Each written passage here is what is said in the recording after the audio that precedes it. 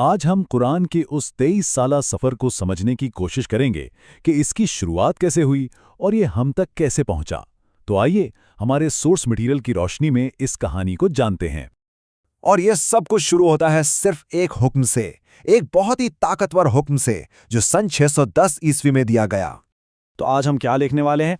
सबसे पहले वो पहला लफ्ज़ जो नाजिल हुआ, फिर ये देखेंगे कि कैसे ये वही 23 साल तक जिंदगी के साथ साथ चलती रही, उसके बाद इस पैगाम को महफूज कैसे किया गया, और आखिर में उन मौजज़ात पर बात करेंगे जिनका जिक्र हमारे माखिज़ में मिलता है। तो ठीक है, आइए शुरू करते हैं। हमारी कहानी का आगाज होता है मक्का के करीब एक पहाड़ से, जहां एक गार है जिसे गारे हिरा कहा जाता है। हमारा सोर्स बताता है कि ये कहानी एक ऐसे शख्स की है जो दुनिया से दूर तन्हाई में गौर व फिक्र कर रहा था, और फिर अचानक उनका सामना एक ऐसी ताकत से होता है जो इस दुनिया की नहीं थी। ये एक बहुत ही ड्रामाई लम्हा था। एक हुक्म दिया जाता है, पढ़ो। जवाब आता है, मैं पढ़ना नहीं जानता। और ये मुकालमा 3 बार दोहराया जाता है, हर बार एक मजबूत गिरफ्त के साथ। और आखिरकार पहला इल्हामी पैगाम नाजिल होता है, और ये पैगाम एक ऐसे शख्स को दिया गया जिनके बारे में कहा जाता है कि वो उम्मी थे, यानी पढ़ना लिखना नहीं जानते थे। तो ये तो सिर्फ शुरुआत थी। अब यहाँ एक अहम बात यह है कि कुरान कोई ऐसी किताब नहीं थी जो एक ही बार में मुकम्मल नाजिल कर दी गई हो। नहीं, बल्कि सोर्स के मुताबिक ये थोड़ा थोड़ा करके 23 साल के तवील अरसे में नाजिल हुआ, और हर हिस्सा उस वक्त के हालात, वाक़यात और मुआशरे की ज़रूरतों का बराह रास्त जवाब था। यूं समझें कि ये एक जिंदा वही थी जो कम्युनिटी के साथ साथ चल रही थी। और ये सिर्फ रूहानी बातें नहीं थीं, उन वहियों में ऐसे उसूल भी थे जो उस ज़माने के अरब मुआशरे के लिए बिल्कुल इनकलाबी थे। ग़ुलामों और आज़ाद इंसानों में बराबरी, औरतों को विरासत जैसे हुकूक देना, यहाँ तक कि जानवरों के हुकूक की बात करना, ये सब कुछ मक्का के उस वक्त के समाजी और माशी निज़ाम के लिए एक बहुत बड़ा चैलेंज था।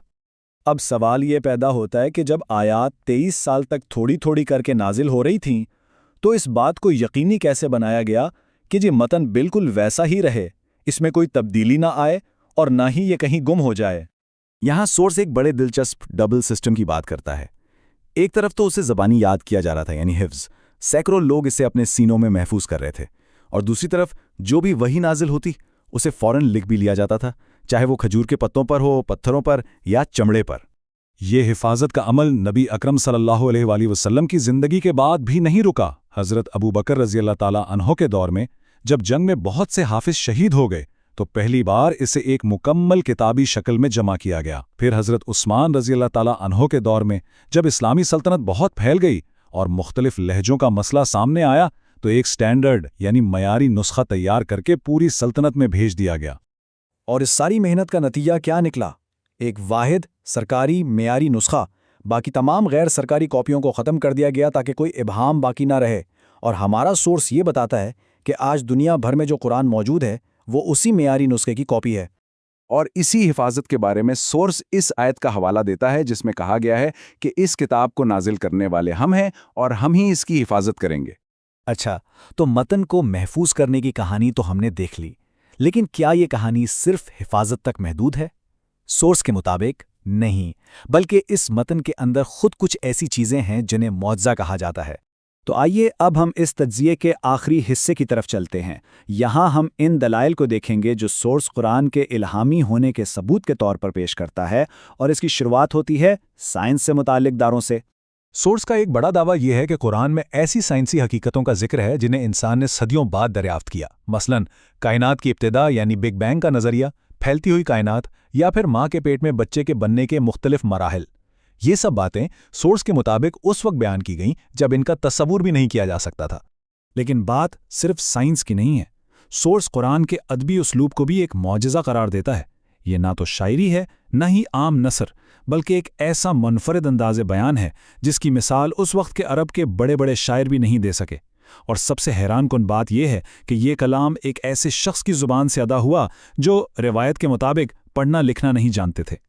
अच्छा, अब एक और बहुत ही दिलचस्प चीज़ की तरफ आते हैं। सोर्स के मुताबिक कुरान में सिर्फ लफ्ज़ों के मानी में ही गहराई नहीं, बल्कि उनकी लिखाई और तरतीब में भी एक मौजज़ा छुपा है जिसे तवाफुक कहते हैं। یہ ایک قسم کی بصری اور عددی ہم آہنگی ہے جس کا انکشاف کہا جاتا ہے کہ 20ویں صدی میں ہوا۔ مثال کے طور پر سورس یہ دعویٰ کرتا ہے کہ کچھ صفحات پر لفظ اللہ کئی بار آتا ہے، اور جب آپ دیکھیں تو وہ سب ایک دوسرے کے بالکل نیچے ایک سیدھی لائن میں ہوتے ہیں۔ اور یہ صرف ایک لفظ کی بات نہیں ہے۔ سورس کے مطابق یہی حیران کن پیٹرن دوسرے اہم الفاظ کے ساتھ بھی نظر آتا ہے، جیسے کہ لفظ رب۔ اب ذرا سوچئے، سورس کا استدلال یہ ہے کہ یہ آیات تو 23 سال کے دوران مختلف وقتوں اور حالات میں نازل ہوئیں، تو یہ کیسے ممکن ہے کہ ہزاروں الفاظ کی ترتیب اس طرح بالکل پرفیکٹ ہو؟